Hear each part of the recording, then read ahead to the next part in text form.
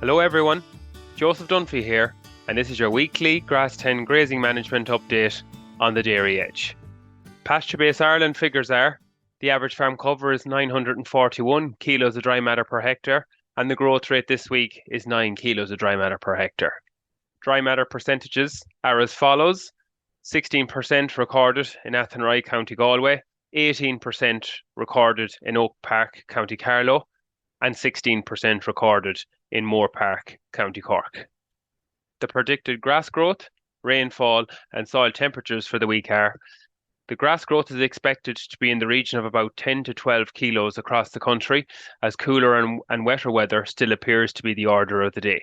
Soil temperature should be in the region of around 6 degrees for the coming week. And on the forecast, there's about 30 to 40 millimetres of rain expected for the west and the southwest, and about 20 millimetres for the east of the country, which will continue to make grazing tricky on Irish dairy farms. Grazing conditions have been challenging again this week, with heavy rainfall over the weekend. When cows are not getting to grass, especially on farms that they've already been out grazing on, they're very unsettled, and that's even if they're offered good quality silage in the shed. Many herds are approaching 80% calved, and there's a large demand for grass as intakes are ramping up. And the days that grass is in the diet, both a protein percentage lift and a milk yield lift is being noted. Many farmers are getting grass in the diet by using all the grazing tools at their disposal these days. The 3 to 4 hour allocations are working well, and ensuring that animals have a keen appetite going to the paddock is essential. If you're going for a second grazing, it is vital that your day and workload is structured well to have cows back at grass again in the early afternoon. And the key to that, as we discussed last week, is to move the afternoon milking back that little bit to between 3 and 4 p.m, which allows cows to return to grass between 4 and 5 o'clock, and then that they can return to the shed then between 6 and 7:30 p.m. in the evening. This week, our featured farmer, Michael Martin, farms just outside Athlone in County Westmeath. He was a new entrant in 2022 on a leased farm. He's milking 120 cows. He's on a farm with a mixed soil type and has 75% of his herd calves so far this spring.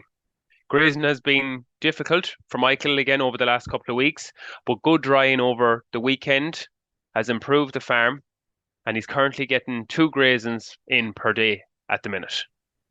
As we discussed already, Michael puts the ability to get the second grazing done down to his milking time. So over last weekend, he moved the milking time back to 3 p.m. in order to have cows back in the paddock at 4:30 and back in the shed between 6:30 and 7 before it got too dark.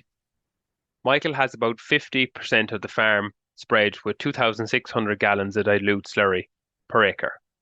He will apply some slurry post-grazing to some other paddocks, and then other paddocks that have been grazed that received a slurry earlier on will receive 23 units of urea this week. As tomorrow is Friday the 1st of March, it's important to get back into the routine of doing a weekly grass walk on PastureBase Ireland. This, firstly, will review the percentage that you've grazed during what has been a very difficult February, and along with your spring rotation planner and grass budget, you can plan ahead for what your updated grazing plan will be for the rest of the month of March. For most farms, keep to the lower covers of between 800 to 1,300 kilos of dry matter per hectare, and try to get to 30% grazed as quick as possible when weather settles. When you get to 30%, complete another average farm cover and make a plan then after that. On the fertiliser situation, it's been difficult with the current weather to apply fertiliser and slurry. If we look back on last year, less fertiliser had been spread during late February and early March, and this had a knock-on effect on growth rates and grass supply on dairy farms in April, which is a critical month. So it's important now to plan your nitrogen and slurry application for when weather allows. For paddocks that have no nutrients applied so far, apply 40 units of protected urea or 3/4 of a bag of protected urea when weather allows. For paddocks that have already got some protected urea or slurry earlier on, apply 23 units now after grazing. Remember, the overall target is to have 60 to 65 units per acre or 75 kilos of N per hectare out by the 1st of April on suitable ground. And the application table is in this week's Grass10 newsletter. If you would like to hear more from the Grass10 team, subscribe to the weekly Grass10 newsletter, which is available on the Grass10 page on the Teagasc public website. And the link to the newsletter is also available in the description of this podcast. This has been your Grass10 update, and I'll talk to you all next week.